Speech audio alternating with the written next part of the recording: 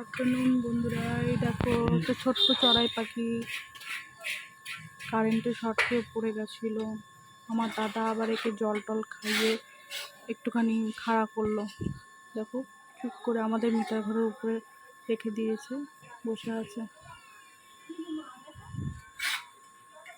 কি ছোট্ট,